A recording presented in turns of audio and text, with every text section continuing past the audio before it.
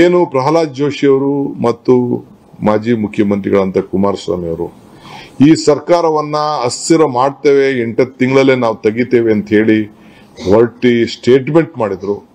ಇದರ ಪೂರಕವಾಗಿ ಈ ಒಂದು ದೊಡ್ಡ ಷಡ್ಯಂತ್ರ ನಡೀತಾ ಇದೆ.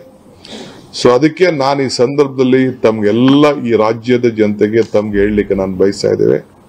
The entire state, the Congress party, the legislators and the cabinet stands behind Mr. Siddaramaiah. He is my chief minister. He will be the chief minister. We stand solidly behind him. The party also will have a proper program to support his case. There is no case. They have made a case without a case. So ಅದರಿಂದ ನಾವು ಕಾನೂನು ಚೌಕಟ್ಟಿನಲ್ಲೂ ಕೂಡ ಏನು governor ಅವರು ನಮಗೆ ಏನು ಪತ್ರವನ್ನ ಬರೆದಿದ್ದಾರೆ, ಏನು ನೋಟಿಸ್ ಕೊಟ್ಟಿದ್ದಾರೆ, ಏನು ಪರ್ಮಿಷನ್ ಕೊಟ್ಟಿದ್ದೇವೆ ಅಂತ ಏನು ಹೇಳಿದ್ದಾರೆ, ಕಾನೂನ ಬದ್ಧವಾಗಿ ಹೋರಾಟವನ್ನು ಮಾಡ್ತೇವೆ. ಅದಲ್ಲದೆ ರಾಜಕೀಯವಾಗಿ ಕೂಡ ಜನರ ಮಧ್ಯದಲ್ಲಿ ಜನರ ವಿಚಾರವನ್ನ ತಿಳಿಸಿ ನಾವು ಜನರದ ಬಲದ ಮೇಲೆ ಈ ಹೋರಾಟವನ್ನು ಮಾಡಲಿಕ್ಕೆ ನಮ್ಮ ಸರ್ಕಾರ ಬದ್ಧವಾಗಿದೆ.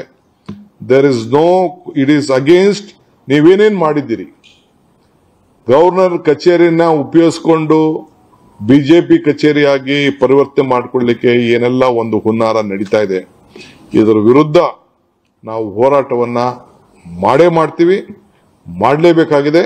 ಪ್ರಜಾಪ್ರಭುತ್ವವನ್ನ ಉಳಿಸಲೇಬೇಕಾಗಿದೆ. ಸಂವಿಧಾನವನ್ನ ನಾವು ರಕ್ಷಣೆ ಮಾಡಲೇಬೇಕಾಗಿದೆ. Whatever the notice has been given, whatever the sanction has been given, it is against the constitution and against the law. We all have respect towards the law. We have confidence that the law of this country will help us prevail up. Injustice will not be flown from the seat of justice. So ಅದಕ್ಕೆ ನಾವು ಕಾನೂನಿನ ಸಮರವನ್ನು ಕೂಡ ಮಾಡಲಿಕ್ಕೆ ನಾವೆಲ್ಲ ಸಜ್ಜತೆಯನ್ನು ನಾವು ಮಾಡಿಕೊಂಡಿದ್ದೇವೆ. ನಾವು constitution ಕೂಡ ನಾವು ರಕ್ಷಣೆಯನ್ನು ನಾವು ಮಾಡಿಕೊಳ್ತಾ ಇದ್ದೇವೆ.